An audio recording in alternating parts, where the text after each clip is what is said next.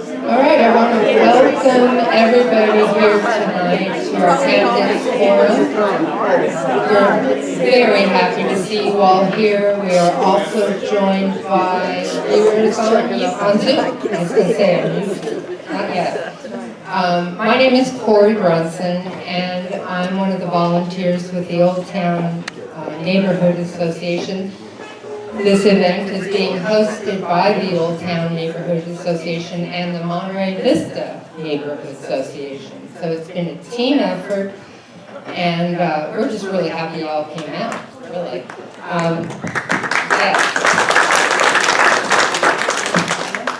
If you want to know more about your neighborhood association, look for us on the internet. There's oldtownmonterey.org and montereyvistaneighborhood.org. So the organizations do a lot of fun things. You should look them up. I also want to thank Monterey High School for hosting us tonight, and especially two people. The principal, Tom Newton, has been incredibly supportive. When we first contacted him, I thought we'd have to talk him into it or, offer money or something. And he was like, oh, that's great. What do you want us to do? How can we help you? They've been incredibly supportive and helpful, and I really appreciate that.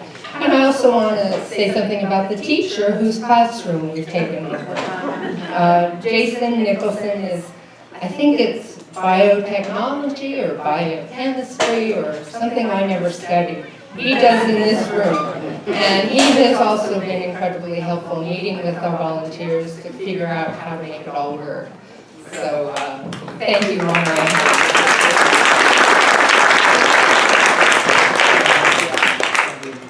You may not know this, but it is actually fall break for the school district. So all of the students from Monterey High should be home in their pajamas, catching up on their sleep. Even so, we have a group of volunteers who are here to do something special for us. They're from the Naval Junior Reserve Officer Training Corps, JROTC, and they are here tonight in uniform on their break to start us off. So let's welcome them.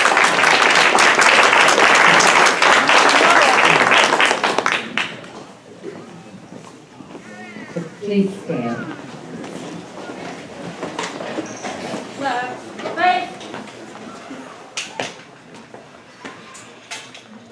Carry. Card.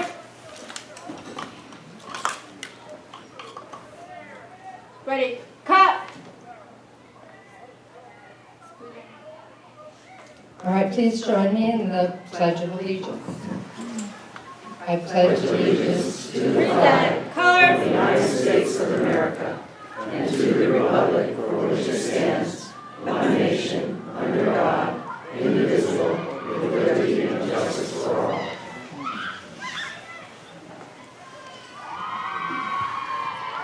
Order. Colors. Ready. Cut.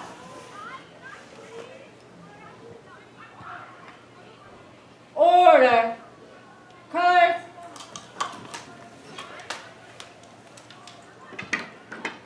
Ready. Cut.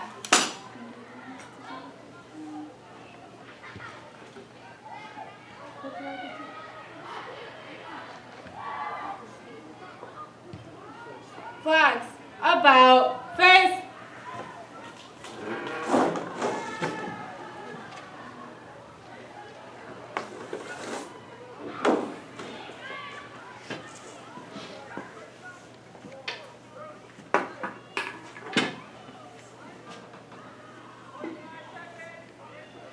About face.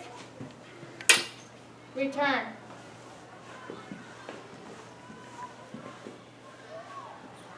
Color guard.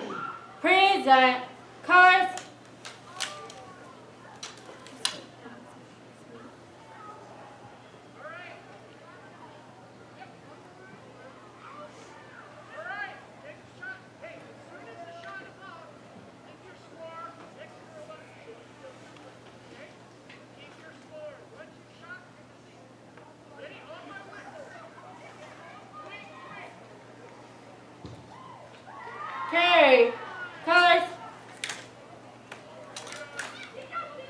Ready, cut. Left, face. Forward, march.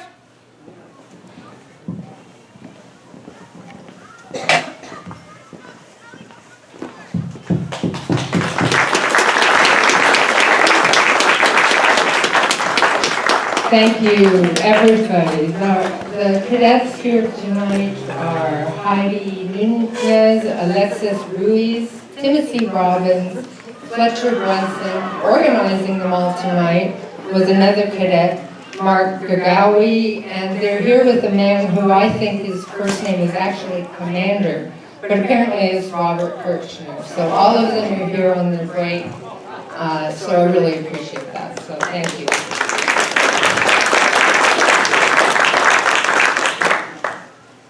Item number 1.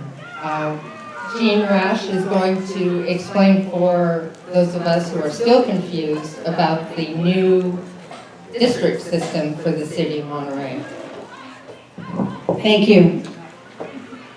Prior to this election cycle, we were known as an at-large election district. We all voted for all 4 of our council members. Due to threat of litigation from the League of United Latin American Citizens, the city decided to go to districting.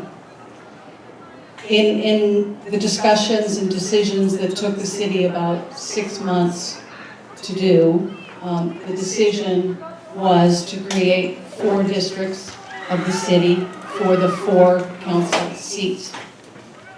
They're now labeled 1, 2, 3, and 4. And they go on alternate 2-year cycles for 4-year terms. So this year, the districts 1 and 2 will elect a council member from District 1 and 2. In 2 years, districts 3 and 4 will elect a council member from districts 3 and 4. So you'll only be voting for a council member from your district. We're all voting for mayor, just like we always have. So that kind of explains that. People from Monterey Vista neighborhood in District 3 will only be voting for the mayor. Folks from Districts 1 and 2 will be able to vote for their council person. There is no opposition in District 1 or 2, so it will be Mr. Smith, council member, and Kim Barber. Of extra interest is that when you're a sitting city council member and you opt to try to become mayor, throw your hat in the ring for mayor, you surrender the day after the election your city council seat. So there will be some vacancy. There will be 2 technical vacancies. One only lasts 5 weeks until presumptively Ms. Barber takes her oath. One vacancy is at large, and it's Dan's seat and Mr. Albert's seat. And that's a 2-year vacancy. So it will go to the city council to fill that vacancy after the election. And they have 40 days to decide that. And if they don't, then the mayor can appoint somebody. So that's clear as mud, right? And what I just told you in 2.5 minutes took the city 6 months, and it was quite a ride. The districts were created according to similarities, geography, business interests, a lot of compatible definitions. And so we'll get to the part of this now. Thanks, Corey. All right, the questions that we have tonight were crafted by committee, but they're really good. It's better than it sounds. We worked hard on these questions. So Nancy Soule from the Old Town is one of our questioners, and Jean Rash is from Monterey Vista. So we have our 4 candidates. District 1, she's on a work trip right now, so she's zooming in to participate, is Kim Barber. For District 2 is Ed Smith. And then our 2 mayoral candidates, Tyler Williamson and Dan Albert. Good evening, everyone. Obviously, my name is Dan Albert. I want to start by saying thank you to the Old Town and Monterey Vista for putting this on. I lived in both neighborhoods, Old Town for 25 years, Monterey Vista for 13, but my whole life actually, and we called it Monte Vista at the time. And so thank you very much. They're wonderful neighborhoods, and I'm really glad that I live here. So my family in Monterey has been here for over 100 years. My grandparents came here from Spain around the Cape Horn to the Hawaiian Islands and picked fruit there and came to Monterey. And the reason is for opportunity. My grandmother worked in the canneries. My grandfather was a custodian at this school, actually. So I have a lot of background and love for the city because of my family, and so do they. That's the reason why they came here.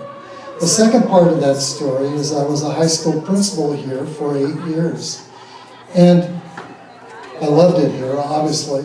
But the thing that I really liked the most is the vision that they had for this building, because that was a vision that we had back in 2000, was to expand our science wing. What I love about this building is right behind this building, in the library, there's a building there that's over 100 years old.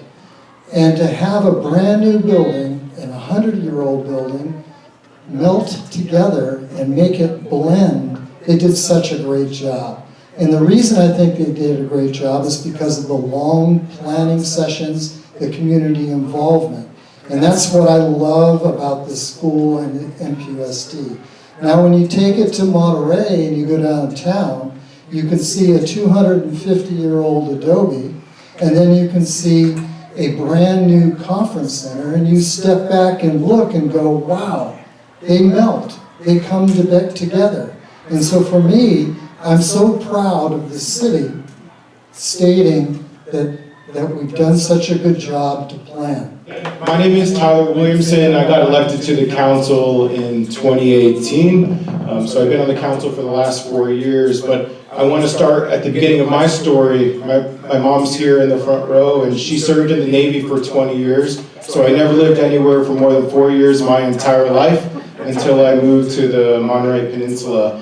And one of the things that I really appreciate about my mom is that she got my brothers and I involved civically in the community. So anywhere we ever lived, I've been involved in the community. So I would volunteer at soup kitchens, I would pick up trash in the neighborhood, I joined Boy Scouts, I became an Eagle Scout. So anywhere I've lived, I've always been involved. So it wasn't any different when I moved to the Monterey Peninsula. And so going back into my history a little bit, in 2018, I was inspired by President Obama when he was running for president, because he was running on this vision of us doing everything together. It was a vision of us looking forward at the future of our community together, and that inspired me. So I chose to get involved in his campaign. The central piece of his campaign is community organizing. I didn't get involved as much as I wanted to in 2008. So when his 2012 re-election came along, I decided that I would step up and get more involved. So I signed up for his fellowship program. I got accepted into that, and I got offered a job 3 weeks after doing that. And the centerpiece of his campaign is community organizing. So I used those community organizing skills, brought them back down to the peninsula, and I helped co-found Monterey Peninsula Pride, which is also about bringing people together. So I look forward to sharing more of my story with you as we go on here. Thank you very much for coming out tonight to see the candidates. I'm going to say good luck to both the mayoral candidates. I have the privilege of being in District 2, and I want to tell you a little bit about me as an incumbent. but I want to go backwards a little bit and say why I ran the first time and the second time and why I would want to run a third time. I actually wished someone had filed and was running for District 2 because I think we're a more effective democratic system when we have choices. And unfortunately, no one put their name in to run for District 1 or 2.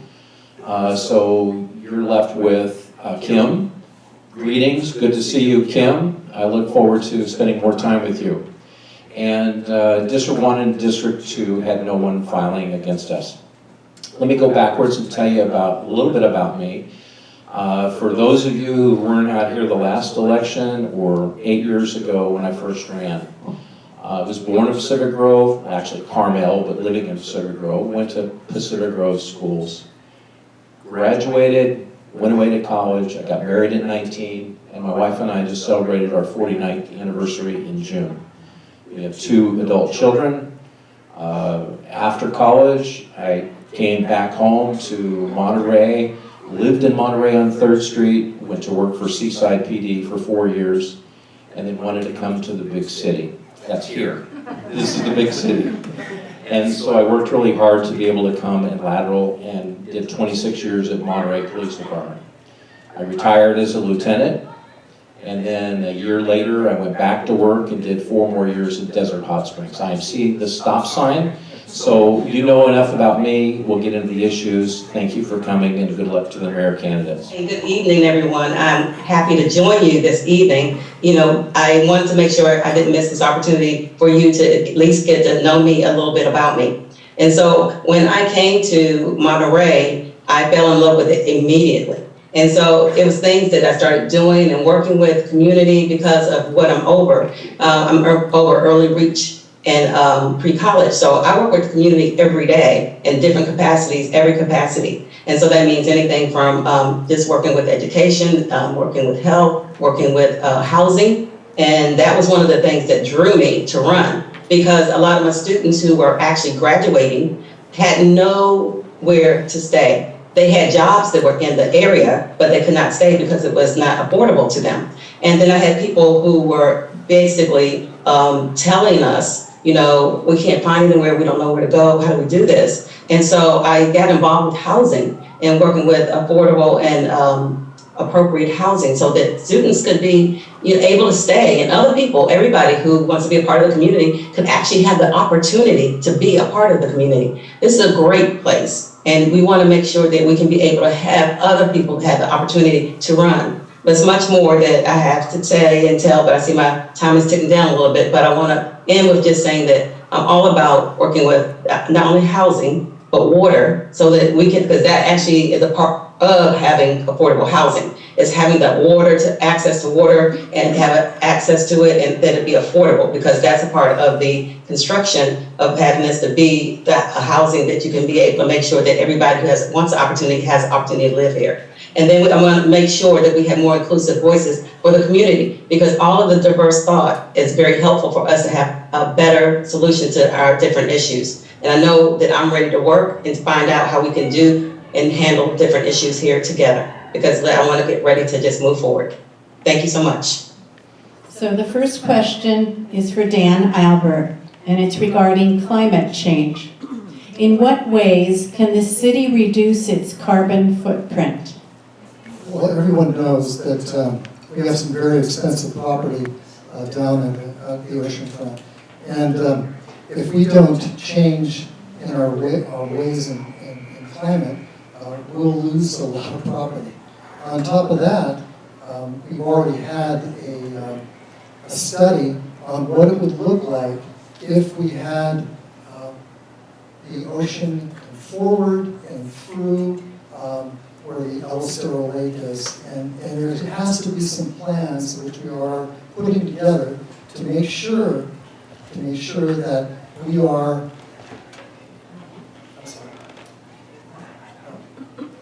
To make sure that we. Do I get an extra minute? Go ahead. That's good. So we have to make sure that this beautiful city that we have is not overrun by erosions. So the city has taken a beginning many years ago about making sure the plastic stays out of our ocean by putting together ordinances on styrofoam and straws, and that's something that a lot of communities didn't do. We were the starting point to that, so I'm very proud of our city. Also, we have quite a bit of change when it comes to our recycling program. As a matter of fact, our recycling program in the city of Monterey is the most efficient of all the cities, which is really great to see. And then the last thing is that obviously the biggest pollution part is cars. So we have to continue to use our transportation that we have already when it comes to mass transit and help with the mode of transportation for people that walk and bike and make sure that all that is helping with the climate. So the climate crisis is an existential threat, and it's going to impact younger generations the most. And so this is not something that we can wait and respond to. We have to do action yesterday. There's a lot of work that we have to do here, and a big piece of that is housing. When we look at our workforce, there are a lot of low-wage jobs in the hospitality industry, and the best way that we can help contribute to what Dan is saying in regards to vehicles on the road is by allowing people to live closer to where they work, and that's how you create a more walkable and bikeable community. So creating workforce housing is very essential and key to that conversation. And there's a climate action plan for the city of Monterey, and there are two elements that they talk about that are ways that we can address the climate issue. And one is vehicles on the road, and so there is a recognition that we're not going to provide housing for our entire workforce, so we do have to look at mass transit and the opportunities there. And we also have to look at how do we help motivate and encourage people to transition over to electric vehicles so we can stop putting greenhouse gas emissions into the atmosphere. And so we have to create more charging stations. If there's a way that we can help incentivize by offering greater incentives for people to transition to electric vehicles, that's great. And then the other piece is natural gas. And there's an element there where a lot of cities are looking at how do you take away natural gas in housing construction. I don't know what that looks like for the city of Monterey, but if that's the second highest issue, I think it's something that we might need to look at. I'm just a retired cop. I'm not a scientist, and I don't know a lot about it. But I recognize that the climate action plan that we put into place addresses what is within our control. It's rapidly moving. We have state legislation that's pushing deadlines that we have to adhere to. We have to change our conduct, and we have to change our behavior. One of the ways we have to do our behavior is that when we are approving planned units, when we are able to do that, we make sure that they are accommodating the fact that folks are riding their bike. Folks need to live closer to where they work. I think that's the biggest part of the solution. I serve on the Transportation Authority of Monterey County, and part of our agenda is to close that gap. And it's not about just building roads to get more people there and crowding and flooding. It's about making a quick transportation to avoid having to stop and idle and wait and add 5, 10, and 15 minutes to that trip. As an example, Highway 68, with the renovation of 68 coming in a few years, we're right now in EIR. Our plan is that we want to reduce the commute from Monterey to Salinas by about 10 minutes by not having to stop 11 times. So we have to navigate the trips that we take to get out of the cars. Another initiative that is through the Monterey Salinas Transit is the rapid bus lane to travel down Highway 1 South to Commit. So if you're on South 1 and coming from Marina, you can see that we desperately need to get folks closer to housing. And MST is one of the parts of the solutions. And I admit that I'm going to say kudos to both of them because their answers were great, and both of them have effectiveness in what we do in city policy. Thank you. Planning and putting housing close to work. Very good. So I think the actual issue dealing with climate change has a lot to do with, just like everybody's already alluded to, transportation. but it's also the infrastructure that are around transportation, like other trails and different other things that people can do, even incentivizing, which I think is very important. Because when you're dealing with the climate, the carbon footprint for the city, you have to really get them to buy in, because a lot of people don't buy into it. So I think education is also a part of that. Because if you educate people more about the carbon footprint and what you're supposed to be doing and how it will help with the impact for their children, their grandchildren, it looks like, then it becomes something that's very dear to them and it impacts them in a more positive way. Then you start finding ways that you can work together with the engineers at the city, working together with transportation, working together with all the pieces, and putting them together to push forward. Now, it will take time because everybody's not going to buy in right away because they don't know what that means, how it impacts not only them, but their children. But that allows time to be able to, as we're moving forward, educating more so more people can buy into it. Because when you have a buy-in, then you'll commit to it. When you start looking at how it's going to affect the future, right? And not just the now. A lot of times we look for the now, but we got to look ahead for our children and grandchildren. So I think it's really important for us all to work together, but educated. Because a lot of people don't really understand when they just hear carbon footprint, what is that? And I think being able to move forward with that will make a difference.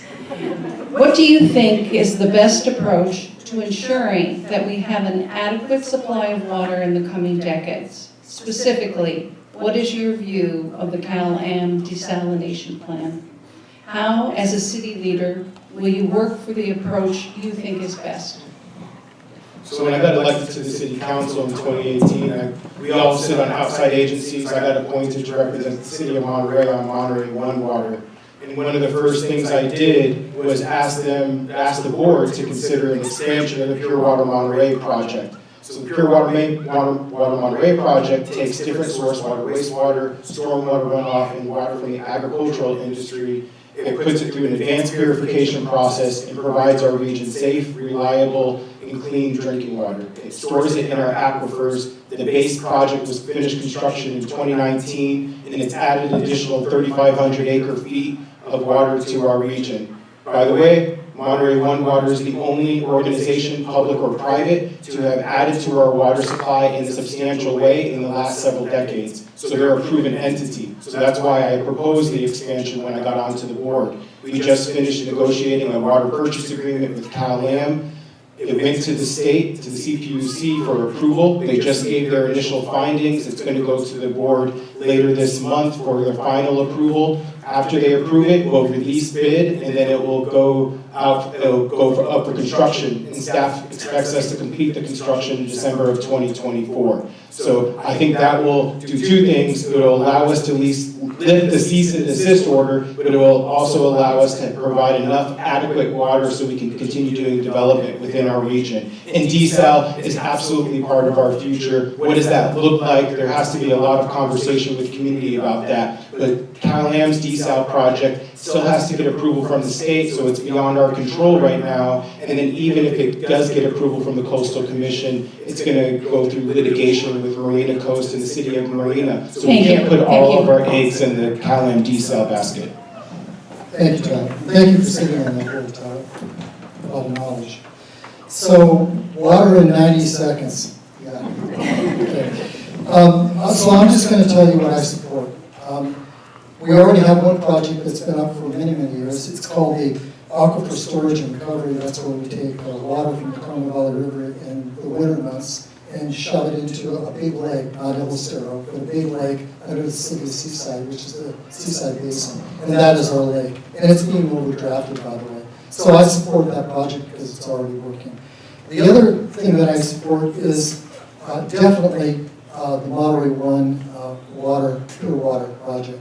Especially stage 1 and stage 2, because I think that recycle, just like everything else in the state of California, especially South County or Southern California, I think that is the answer, is recycling our water, as long as we have enough source water to do that. And as Tyler mentioned, that source water is probably going to come from the Salinas Valley. So those are the two projects that I very much support, and I think that's the future of Monterey Peninsula. However, they're not quite yet drought resistance. So I think that you need some type of desal plant.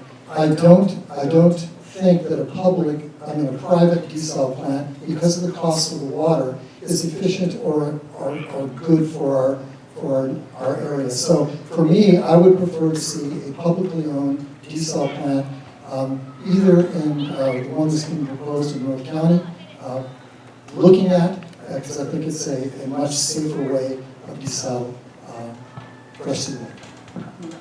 How I look at water is when I came from the East Coast and came to California, and I looked at my first water bill and thought I had a leak.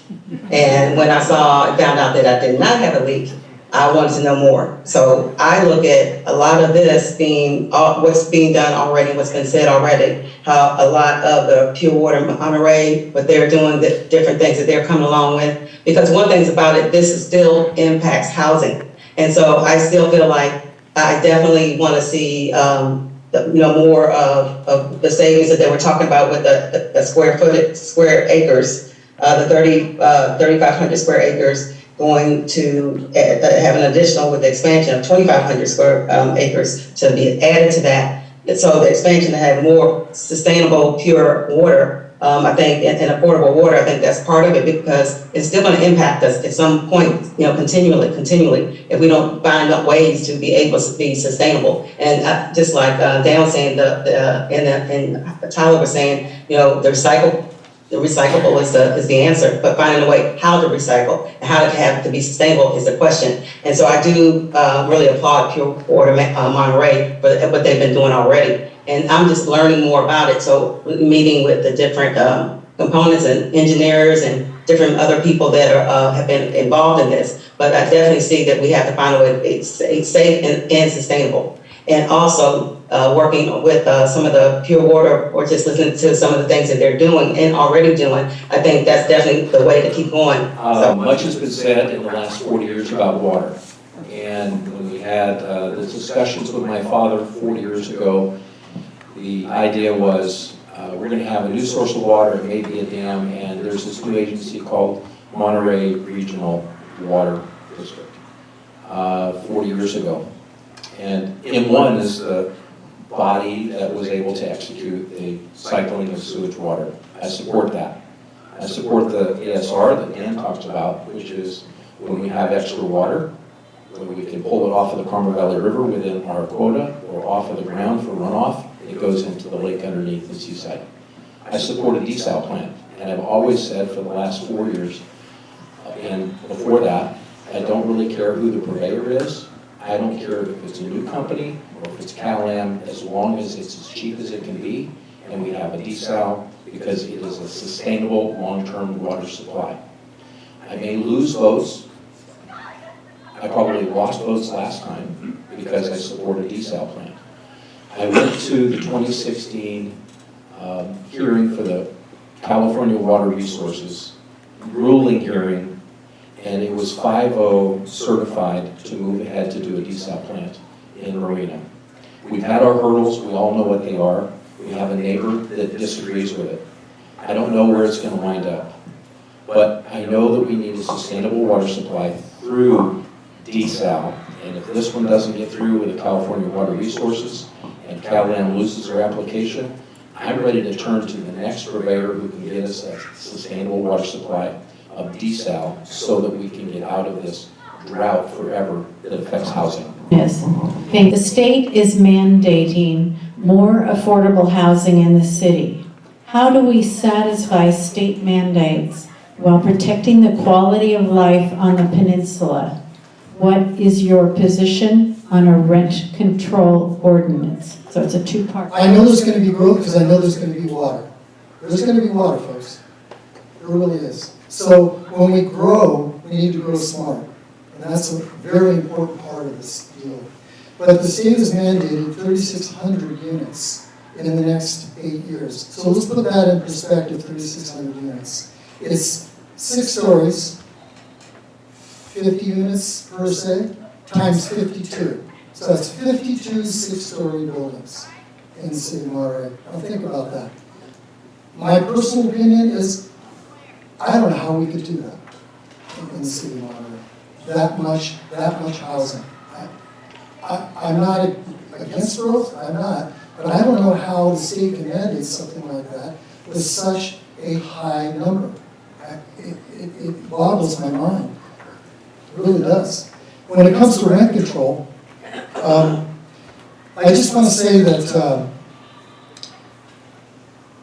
it's difficult to live on the Peninsula. I know that because my son lives here and I just moved here. It was difficult for him to put down a first and last in deposit. It was over $6,000. I think the city should help out, just like they help out first buyers, the loan program they have, assistance. I think they should do the same thing for renters. If we had a program where we could put together where renters could get into a housing by allowing the city to give them or to loan them those dollars so that they can get in, then I think that would really help as a rental assistance. So the state is having us go into the sixth cycle of our housing elements. Each jurisdiction in the state of California is required to have this 8-year document that identifies how many housing units we're supposed to develop over that 8-year period of time. What are the barriers to doing that? And how are we going to remove those barriers? And the state, over time, because of the housing crisis, is going to be enforcing those rules harder and harder. And so if we give them a document that it isn't actually implementable, they're going to return it to us, and there's going to be impacts associated with that. So my goal as mayor is to work with a very transparent and public process, very aggressive. We need to be working very intimately with the public so that we can together can come up with a solid housing element document that everybody feels like they had an opportunity to contribute in. That's my goal over the next year, because that's the most important thing. That's the single most important thing. How do we engage with the public? On the rent side, there's pros and cons of rent control. And the con of it is it's an economic impact. If we limit landlords from increasing rent, they're not going to be likely to invest in that property. But I leave this up for the community to decide and have that conversation with the community. 66% of our residents are renters, so we need to be able to have that conversation with them. What has worked was during the pandemic, we had an emergency rental assistance program. And so if we can look at how do we create a long-term rental assistance program so when somebody falls down on their luck, we can have something that helps them out for a few months on a one-time basis so that they can continue living in our community and contributing in a positive way. Speaking of reading numbers, that comes through AMAC. That's a board that I serve on representing the city council. And it was around here for the 5th cycle. So far, there is no penalty that's come from the state. Yes, there has been threats. As a matter of fact, the governor about 4 years ago said, well, if we can't get the reading numbers adhered to by the communities in the state of California, then maybe we'll hold some transportation dollars. Well, that went away because that would be illegal. So far, there has been nothing that says if you don't match your reading numbers in 8 years, then there's going to be a penalty. However, that's something that we should be fearful of, but 3,600 is a ridiculous number. I voted against it because of the process through the housing and development, community development rules of the game. That drove the numbers to a ridiculous amount for almost all the cities.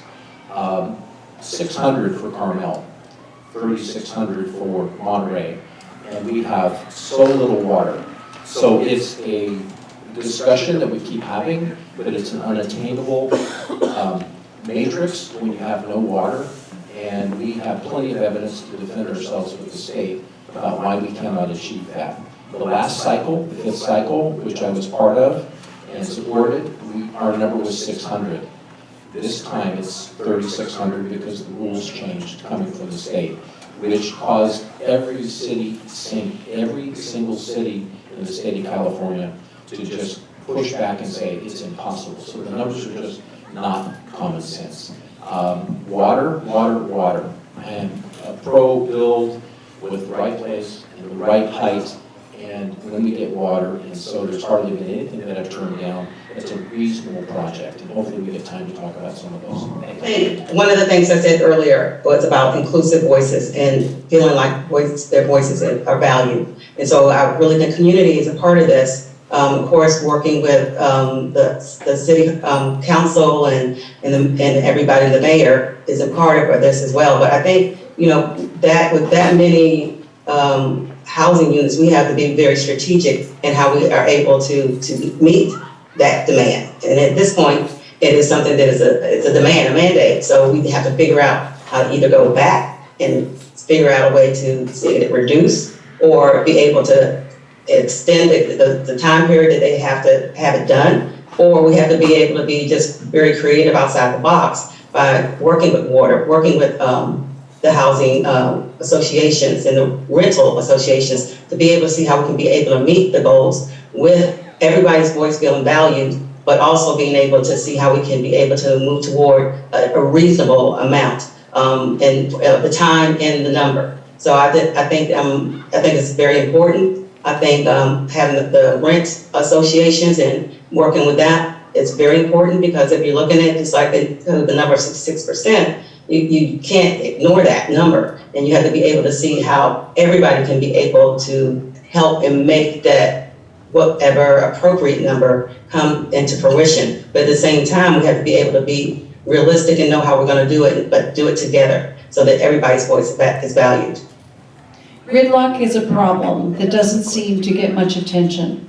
What initiatives do you support to, 1, make our streets safer for all users with improvements such as protected bike lanes and pedestrian paths, 2, provide more useful mass transit options, and 3, encourage the tourism industry and the DOD to change its practices to reduce its impact on traffic? So all those, absolutely all those. I mean, as much as possible for us to create a more walkable and bikeable community. A lot of people in my generation don't want to get in a car. They'd rather not get into a vehicle. And so we have to create infrastructure that allows us to move that direction. If we keep saying everybody is driving a car, everybody has a car, and we create infrastructure for that, we're not going to allow the infrastructure to be developed towards creating that pathway of having a vision of how the future can be. And so definitely creating a more walkable, bikeable community that goes into the conversation of housing so that people can work closer to where they live. I know that TMC has been in the planning phases of a light rail from Salinas. So what does that look like moving forward as far as opportunities? Protected bike lanes are critically important. I live on Franklin between Clay and High Street, and I work at the Naval Postgraduate School. So I bike every day to work. And 90% of my ride to work, there's no bike path, there's no protected bike lane, but there's barely any bike path of specifically a space where a bicyclist can ride. And are you going to feel comfortable letting your kid ride their bike around town if there's no protected bike lanes? And it's proven statistically, and that's very much where I lean on when I'm looking at public policy, is what does the data say, what is the anecdotal evidence, so that we can use that to make fact-based decisions in the city. And having protected bike lanes proves that there's an increase in bike use in the community. And oh, by the way, that gets back to one of the questions earlier about greenhouse gas emissions and our impact on the environment. So if the push is to get people out of cars, which is supported by most people, if we're going to develop infill and we're going to bring everyone closer to work, we have to, as Tyler mentioned, change the culture. Change them by getting out of the cars. There's no question about that. Changing the culture in my generation might be a little difficult, but definitely getting the younger generations to understand how important it is that cars are not as important as they seem to think. And it looks like that generation already has that in mind. But let me talk about two things. Our biggest problem in the city of Monterey is the Lighthouse Del Monte corridor. As everybody knows, goes through the tunnel. What they don't know is that the city's already put an adaptive light system that allows cars to go through a lot quicker. And it does work, because I've been on that, unless you talk to people in Monterey. But it actually, I watched cars go through a lot quicker. And that's something we've done all the way down to the end of Del Monte. The second thing is the trolley. And I want to bring this up for one point, is that the trolley moves tourists, 120,000 in the summer a year. And that is something that has really helped get tourists out of their cars, park them, get into the trolley, and move them back and forth from the wharf and Canada Row. And that's a great project that the city of Monterey puts about $70,000 to $80,000. Oh, I feel like definitely there's, trafficking gridlock. We see it all the time and every day. As I go to work, I see it because I'm right there off of Lighthouse. So believe me, I see it and I hear about it. And sometimes it's myself complaining, right? So I get that. But I feel like it's going to be a long-term project. And that doesn't mean that it would take long, but it takes long, but it's strategic. It goes toward the goal. Like it's not going to happen next year, that everything's just going to, be gone, poof, right? But something that we strategically can be able to plan, to know how to move forward so that we can do that with the mindset of what's part of this region, one of the bigger parts of the region, which is, hospitality. And that's what brings us, money and taxes. And for everybody there, we have to find the balance, even with that, between the residents that live here and it's sustaining the area, and also the moneymaker of hospitality. So being able to work both ways to get a balance there is going to be lucrative for everyone. But more importantly, safety is the issue. We want to make sure that everyone is safe, the people who live here, but also safe for the visitors that come to our beautiful city. So I think a lot of times we just have to be able to see how we can strategically get to that goal, little by little, working with the city council, working with all the different neighborhood associations, so that we can see how do we get closer next year? How do we get closer the year after that? So we can be able to move toward the goal of where we want it to be. But I think we make sure that we keep safety in mind. Thank you. Is this my chance to talk about the protected bicycle route down in North Vermont? You love it, right? That's another topic for another time. But the motivation of that was to get the free money, the grants, so that we could replace all of the signal lights and put the undergrounding for those signal lights under the ground. And that was something that was a poison pill we had to swallow. But let's look broadly at our region. And I learned a lot through my service on Tansy and Ambag, and this connection between where everybody's going to work and how we have to travel. Thank goodness we've got folks that can stay home and work at home. My wife is one of those. She's able to work. She's a graphics designer. She works at home and she loves it. But there are some folks that just simply have to drive a car. They've got childcare, they have to drop a child off, they have to go to work, they have to go back, so it's just not feasible for everything. These are incremental things that we do. We mentioned the trolley, we mentioned the adaptive signal light control. On Lighthouse, it's working. Our next project is on Delani, starting at Washington, to have adaptive signal lights all the way outbound and inbound. So we're going to reconfigure that transportation piece so that Lighthouse connects and communicates with beyond to Delani. This water, if we get additional water, we will have additional projects, and that's good, as long as they're the right projects. We have a lot of tourism. We need to increase our trolley service so we get more tourists out of their cars. Working in the educational pieces, I also serve on the Monterey Convention Visitors Bureau, and we're pushing constantly on educational systems to try and get the tourists educated to get out of their car and use our bike trail, walk, ride the bicycle to go to and from the places. So education, increasing that. Thank you. What are your ideas to address the need for adequate parking as density grows, especially as many residents, even now, cannot park in front of their homes? Will you support parking enforcement in residential neighborhoods after hours? I first want to address the parking in affordable housing in downtown. We have a Monterey Apartments downtown that has 8 units, or 18 units. And in the 18 units, we have people that are affordable living. And they drive their cars. They have cars. It's 17 of them, actually, out of the 18. But they have no place to park. So what do? They park on the streets, unfortunately. And that's going to be a problem when you start looking at affordable housing in the downtown area. That's very difficult. That's a difficult problem to solve.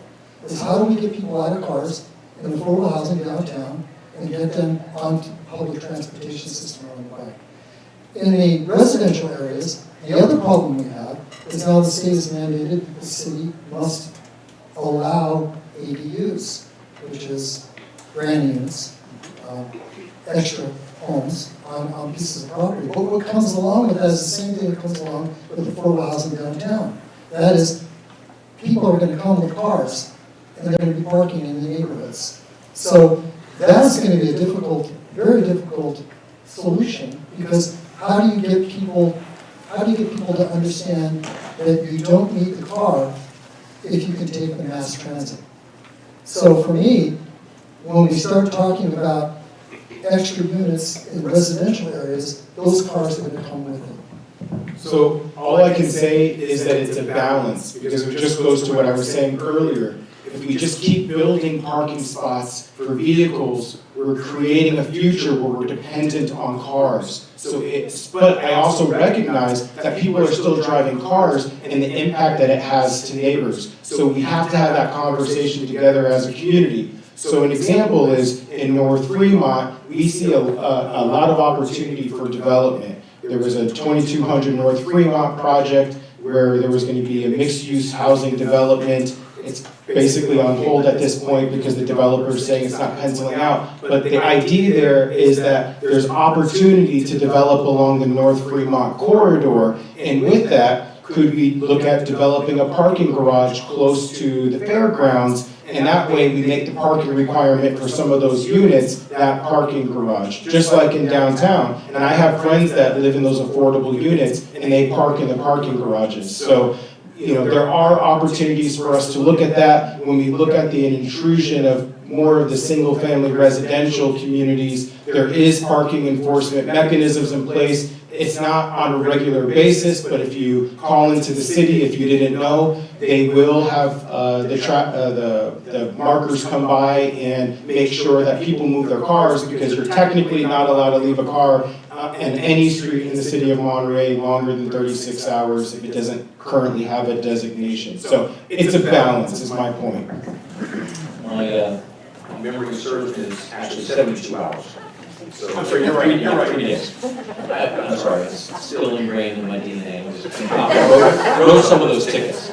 I think the question is really beyond what the state is forcing us to do in parking, but it really has to do with access to the city services, which is what do you do at 8 o'clock at night when somebody's parked across your driveway, or there is some other incident where there's a parking issue, because parking is generally not here. But the police department should be able to respond. If they're not responding, please let me know, and we will have that conversation with the city manager, and maybe we need to do some training for our officers to make sure that they know that they have a parking ticket with them in their car, and they can write a parking ticket after hours. And your service or a complaint system should work 24/7. It shouldn't be just before 7 o'clock when parking's around. The local officers can write that ticket too. But there is the neighborhood parking program.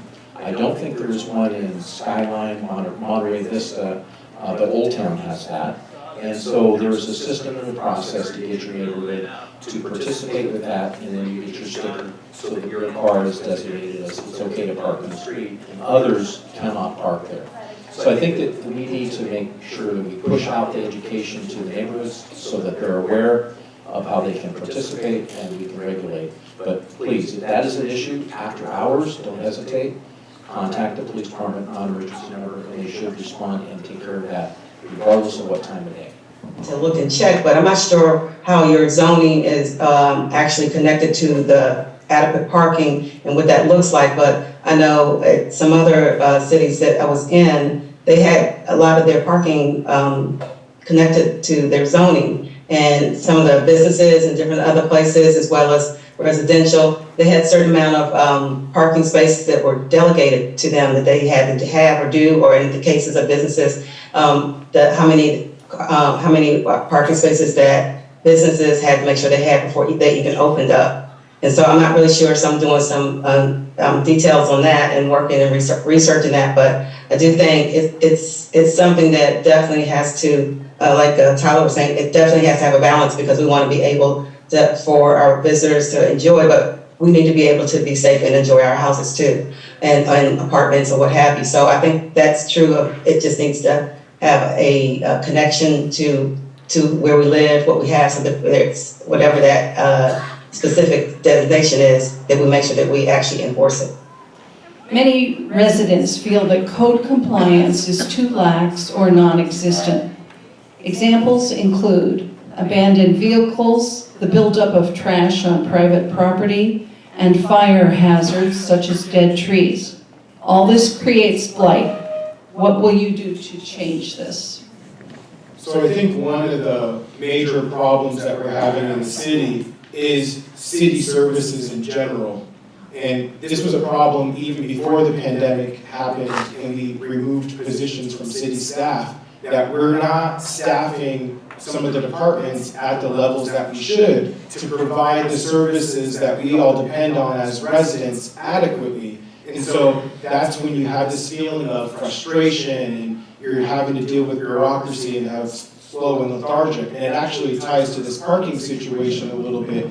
I mean, Ed, you were just talking about people calling the police if there was a parking issue. And I guarantee you, if you call the police 9 times out of 10 for somebody that's parking in a spot that you don't think they should, the police are probably not going to come because they're so low staffed that they are only going to be responding to those emergency situations. And so if you were able to provide more adequate staffing levels, then I think, and it goes into the code enforcement piece too, we wouldn't have such a backlog on service tickets that the residents depend on us responding to. And this isn't just residents, this is the business community too. And so I think we could provide better services in the city with staffing levels.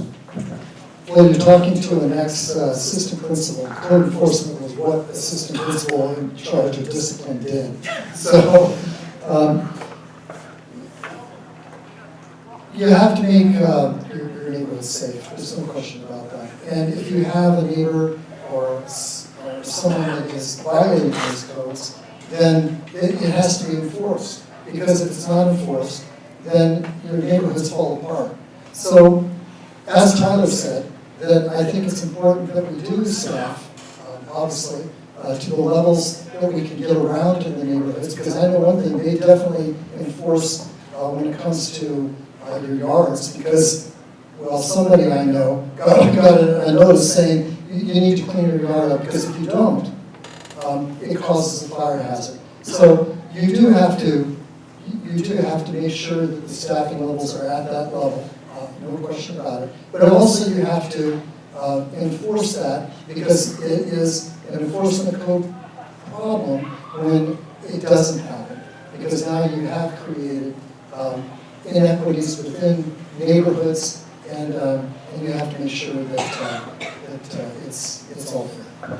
I think it's very important to actually enforce the code, the compliance. But this is a beautiful city. That's why people come here. That's why people come to live here. And I think one of the things and responsibilities we need to do is enforce those codes that somebody took time to create to keep our city beautiful, keep our city, thriving. And so because of that, I think it's very important that we look at those codes that, maybe some codes need to be updated, right? Or it could be something where the codes need to reflect some other enforcement that can go behind that. And then we can be able to make sure to hold people accountable and hold systems accountable to be able to make sure that we're carrying that out. Because, why have a code if we're not going to carry it out? And so more importantly, having abandoned cars and trash in the yards, that's disrespectful to anybody's property, whoever it is, or to anybody who's renting. That's disrespectful. And so we need to be able to legislate it through the code, but make sure that we're carrying it out and hold ourselves accountable to make sure that we're doing what we're supposed to be doing for the city and for the community. So code enforcement is something that's kind of in my wheelhouse. One of my last jobs when I was the division chief, and the other department I worked at for 4 years, I had a whole bunch of code enforcement because that city was a mess. It needed to have 24/7 code enforcement with a lot of issues. This city, like most cities in code enforcement, is complaint-based. There isn't a code enforcement officer that's driving up and down the streets that's looking for necessary complaints. We rely on the community to report that and get it in the queue and then a response. Admittedly, we have struggled with this. This is not perfect. And the city manager and I have had multiple conversations about this. And we formerly had a code enforcement officer. He no longer works here, and he retired. And then we went to a part-time, and then that didn't work. And it is answered under the Planning and Economic Development Department, and then it's tied to the city attorney as well. So we currently contract, and I think we're missing an opportunity by not having it under our police department. And I think the model for code enforcement should be under the police department, certainly be tied to the city attorney, but I think it's time to revitalize that and get it under a directional organization where there's supervision, there's a report system, they're tied to the radio dispatch and the modern systems we have in the police department. So I've advocated that, and I'm going to continue advocating that, and we'll bring it back up. But code enforcement is not working very well. Many residents are concerned about the visual pollution from aging and overburdened poles throughout our neighborhoods. The risks also of blocked evacuation routes from downed and active power lines. And 3, the fire risks aging power lines pose for our dry forested city. How would your leadership advance the undergrounding of utilities throughout Monterey? And what do you think will be the best way to pay for undergrounding? I think everybody would like to see underground poles. When you go through the city, some of the newer developments don't have poles. And so that's something that everybody wants. The cost of undergrounding poles, as everyone knows, is extremely expensive. But however, when we're working through our streets and we're trying to regrind our streets, that's a great time to put the infrastructure in. Because if you put the infrastructure in then when it comes time to underground a neighborhood, you already have the infrastructure there. The only cost, and this would be a difficult cost, and it'd probably be the burden of the property owner, is going from the street to the house. And that will probably cost a lot of money. And can a neighborhood, each neighbor, afford that? So it probably would have to be some type of assessment, a district assessment. So one neighborhood would make sure that every neighbor in the community would agree to an assessment. So you would take that money and put it towards either A, taking it from the street to the house, or B, actually putting the lines underneath. But I still think the best way to get started on that is when we start to tear up our streets, we put the infrastructure in at that time. I agree with Dan. That process is called, or that model is called dig once. And I had advocated for that when we were reapproving the extension of Measure P, which was Measure S. And I don't think I had the support on the council to move that forward, so we didn't include that in there. But we definitely should do that. If we're already digging the streets up, whether it's tearing it up to resurface the street, or whether it's, you know, whoever's managing our water and our pipelines are digging it up to replace a pipeline, whatever it is, we should dig once and put the conduit in the ground so that we can have it ready to go. And when we're able to make that connection to the units, it makes it a little bit more affordable. There's different methodologies in order to pay for it, and I actually like to give a lot of credit and appreciation to the community activism that's done around the undergrounding committee that meets on a weekly basis. And in a lot of ways, I just want to follow their lead. They talk about this all the time, and I know that one of the methodologies is including an assessment on our electric bills that would help fund it. I'm not sure if we should just solely depend on one solution. It might take a couple of different methodologies so that we can invest in it and be done with it. I know it's going to take a long time to happen, but we need to come up with a strategy that is multi-pronged so that we can make the best effort at making that happen. It is a complex problem, no doubt about it. We've heard a lot about this from our neighbors and both of these associations, of course. And we have probably had 4 or 5 council meetings where this has been the main emphasis in the message. So we hear you, we know that this is a priority. I don't know how it would work best, and I don't know how it would be the cheapest. I know it's costly. Our Public Works Director 2 years ago estimated the cost citywide for undergrounding to be north of 400 million, possibly 500 million, and requiring the cooperation of PG&E and Xfinity, cable, and all the rest of the utilities that are above ground and on the poles. I have a pole and many poles and ugly lines across the street, and if I got a chance, I would sign up for that district and tap my property tax or extra payments and give me 5 or 6 years, and I'd gladly donate that $15,000 to $20,000. I have the capacity to do that, but unfortunately, many of our citizens would not be able to afford taking the cost to go from the power pole up the driveway and to their house. That's the big hurdle, is how to cost that. So if there was a effort in forming districts, I would actively look at that. And if there's a way to get more of the community involved in that, I would actively want to look at that as well, because it can't just be one neighborhood. Definitely a valuable opportunity to have undergrounding. I think that it just adds so much to the properties that we live in. But I think I think it needs to be voices of the community and being able to hear from them, but also being able to meet with the engineers that work for the city to get more ideas of how they can be done strategically. In other words, planning it out of, taking from this day to however many years to know how we can do it so we don't disrupt the neighborhoods all at once, but also see that it could be shared with the utilities that are being serviced, maybe with the residential, with both, like shared with both, because in that case, they're gaining something too, with all of the networks and all the different, even the shared Zooms and apps and so many other things that are on the different television pieces. So I think it's really important to be able to have that shared somehow, but to have a meeting with everyone, the associations, with everybody, to be able to find out how that would look. But I don't see why we couldn't have it shared, some kind of shared maintenance on this, and some shared getting the underground utilities throughout Monterey. There is city staff resistance to the strongest protective wireless ordinances for neighborhoods. What is your stand on the wireless ordinance, and how would you influence staff?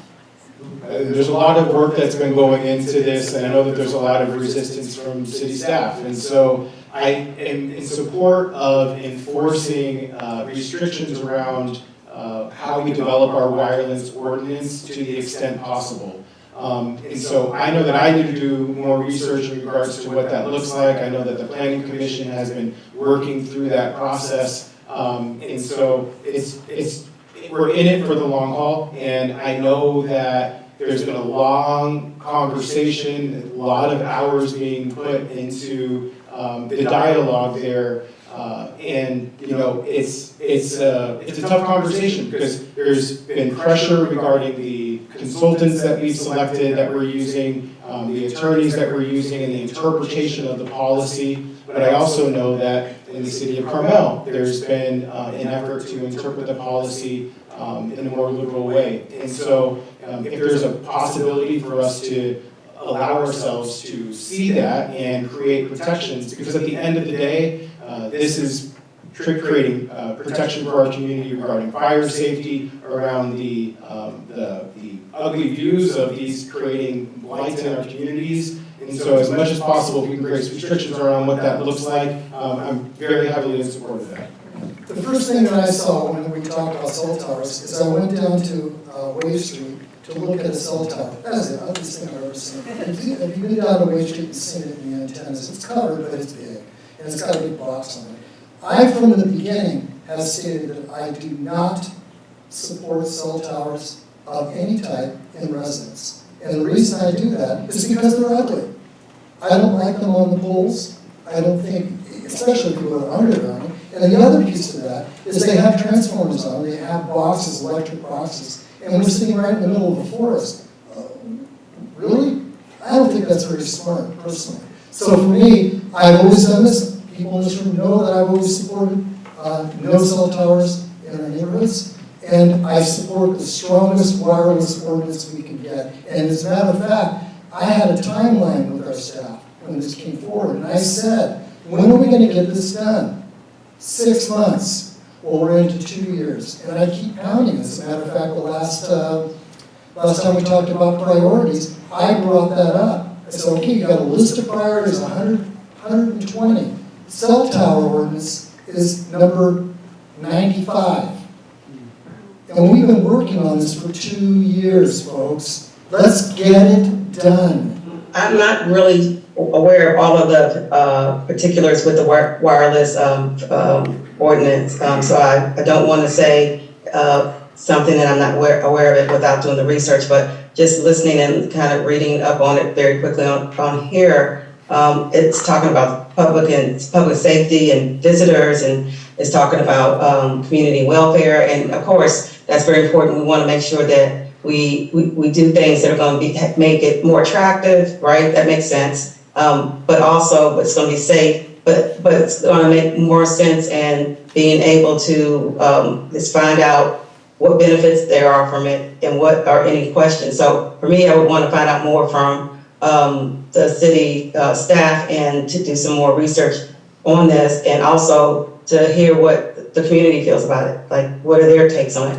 A lot of times, you know, I can definitely have a take and know exactly what I'm thinking and what I'm, for my research, because as an administrator, I do a lot of research. So once I research it, and I want to hear from other people what their thoughts are in the community, and then be able to share some of my research, and then be able to see how that would be beneficial for the community, you know, totally.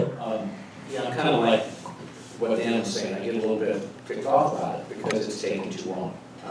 We are fighting with the federal government and the FCC rules. It's been unreasonable, and it's pushed us into conflicts, and we can't seem to get the federal government to understand what it's doing to local government and our neighbors. It's currently going through the planning commission again. There's been some FCC changes. We've had to hire a new attorney. The draft ordinance went back and forth. And thank you for those that might have served on the subcommittee 2.5 years ago, 3 years ago when this started with wireless. I'm not a fan of wireless going into our neighborhoods. I think the wireless system, the Wi-Fi systems, is adequate enough to support what your needs are. If you want to get streaming, you can certainly get that through your cable that goes to your unit, and it delivers your Wi-Fi in your home. We don't need to put fire danger risk apparatus in our forest, in our residents. And if there is a way to stop that with the federal government, the way their legislation is through the FCC, I want to look for those solutions to keep it out of our neighborhoods. This has been agonizing for this community. It has not been easy for the council, but I think this council has never voted any deviation. I think it's always been 5-0, whatever steps we've had to take to push this off, or wait for the delay, wait for the attorney, and wait for the regulations to come forward from FCC. We're going to get another turn at this. We're going to get to see it again. And I'm not in favor of anything going into the neighborhoods that brings fire risk or unsightly poles just to deliver wireless. We've got enough of that through the lines that can deliver the services into your homes. How do you propose that we balance competing concerns around 3 critical issues: affordable housing, traffic and parking, and our water supply? As I mentioned again about affordable housing, to me, the growth process needs to be balanced with making sure the community agrees with the length of the growth, meaning that if you have rapid growth, that's something the community might not want, but you got to get their input.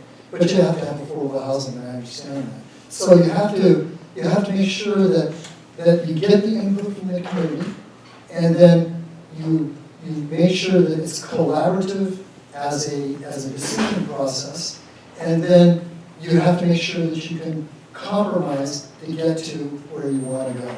Because that's the only way you're going to make a solid decision. is by doing those 3 steps, especially when it comes to collaboration. And that really calls for all 3 of those areas. When it comes to water, the city of Monterey doesn't make the decisions on the water. But what we do have is we have representatives, as Tyler mentioned, we have representatives that do sit on those decision-making roles or boards. So we must push as hard as we can to get a solution for water. When it comes to traffic, again, as I said and as Tyler said, we have to change the culture. And maybe the only way that you can change that culture is by forming committees of allowing people to have input on what they're going to do to get out of their cars. That's the only thing I can think of when it comes to balancing. But to me, I think it's all about community input, it's about collaboration, and it's about compromise.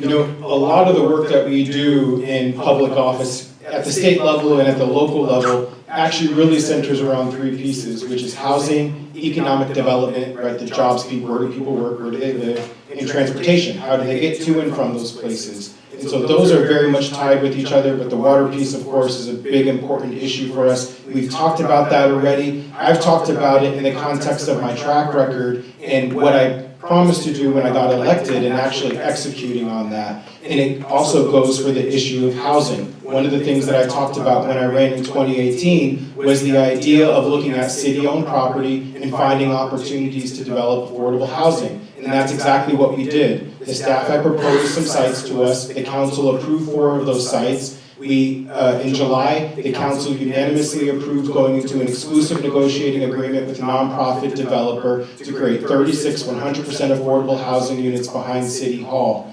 It's possible. And a lot of the things that I proposed are non-controversial. It's just about having the leadership and the foresight and the vision for the direction that we need to go in to move us in that direction. And then the transportation piece, again, if we can create housing closer to where people work, they're going to be more incentivized to walk and bike around. And then there's another part of this too.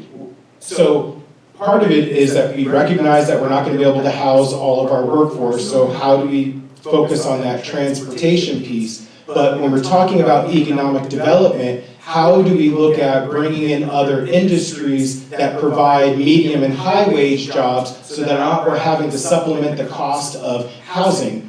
Why can't we just create more market rate housing that people can afford by creating jobs in the community that match their income? So there's a lot to this here, but I'll end with that it has to do with working with the community to have that vision and produce results, actually presenting policy and working with community on that. And my track record proves that. Yes, thank you so much. I really appreciate the opportunity to be with you through Zoom this evening. I wanted to make sure that I got a chance to be here through Zoom for you to get to know me a little bit more, and hopefully we'll be able to talk coming up soon. If you see me in the neighborhood, just stop me and I'm ready to have a talk. It's all about us working together so that we can move forward to continue to thrive in this beautiful city. I just am so happy to be able to serve and continue to serve through everything else that I do already and I've done before. One thing about it is that I've been serving in the community for all the time that I've been here, working in the community in my position and working with the students, and that has allowed me to get to know superintendents. It's allowed me to be able to know council members and be able to learn so much about the city, to be able to talk to so many people dealing with sustainability.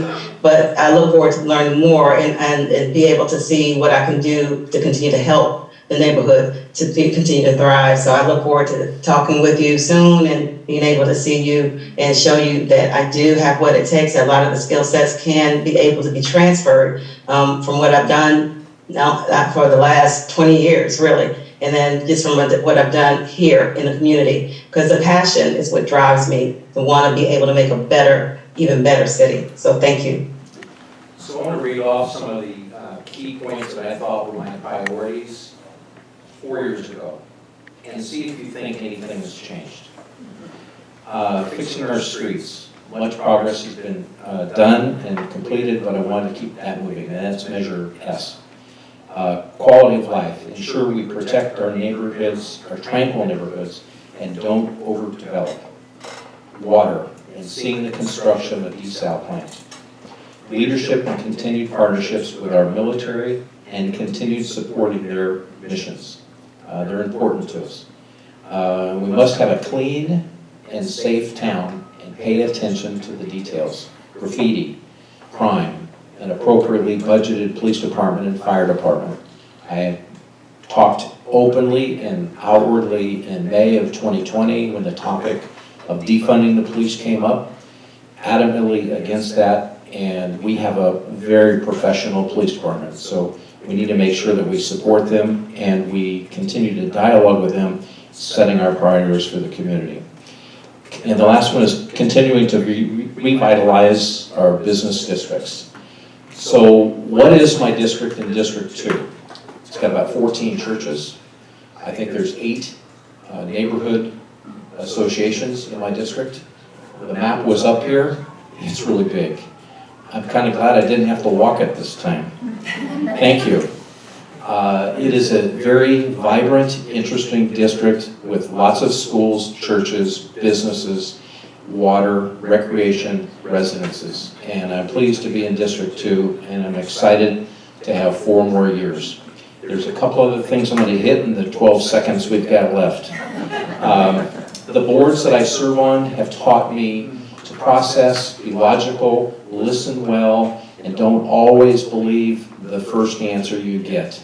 Drill down, get detailed, be logical, lead, and leading sometimes is making decisions when all of the decisions you have to make are not good. And you're having to decide the least of the worst of the decisions. It's difficult work.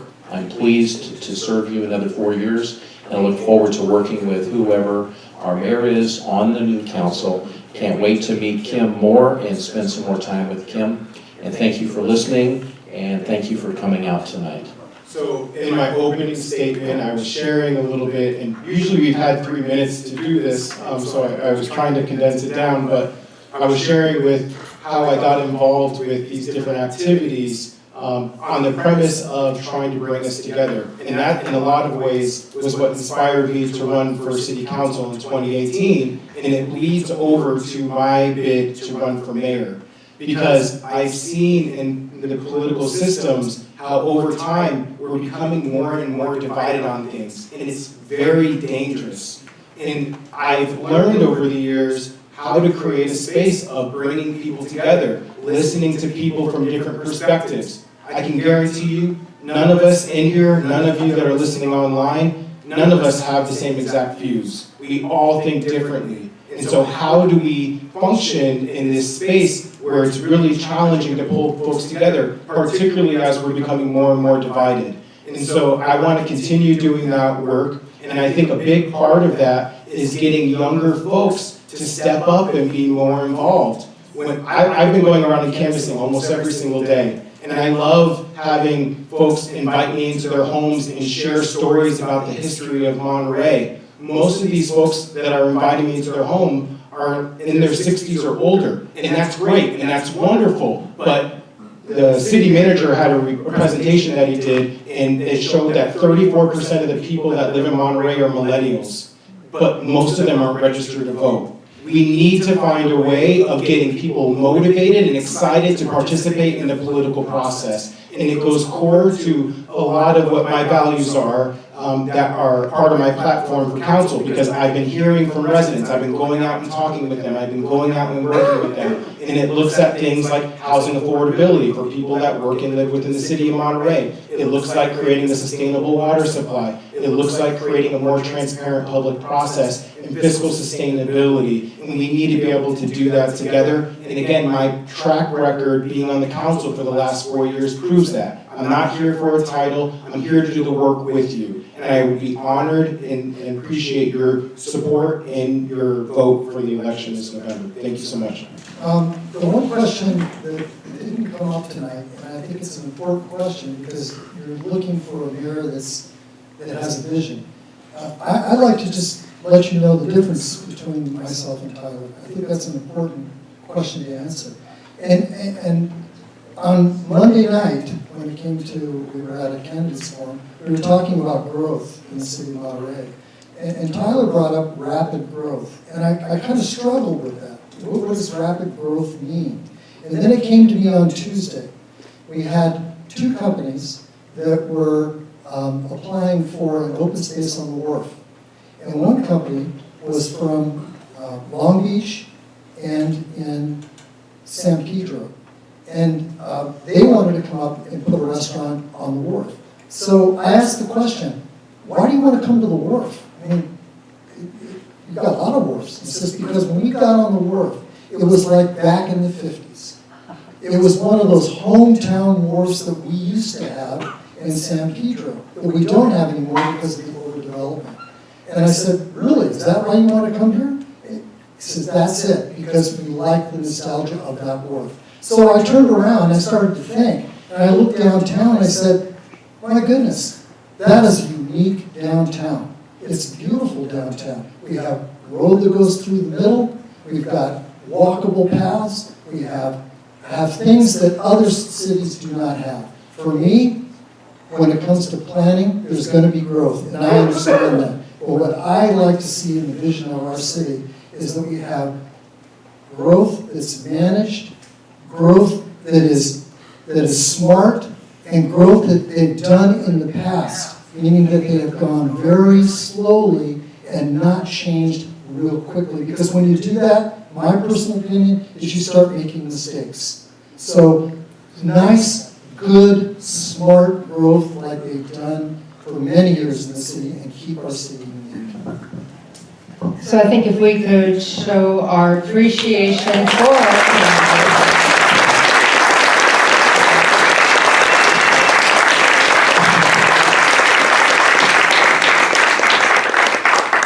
We very much appreciate your taking all of our questions with the very limited time we allowed you. We're a tough group. But we appreciate your taking your best shot at it. We also are grateful to all of you who came out, and don't forget to vote. Thank you.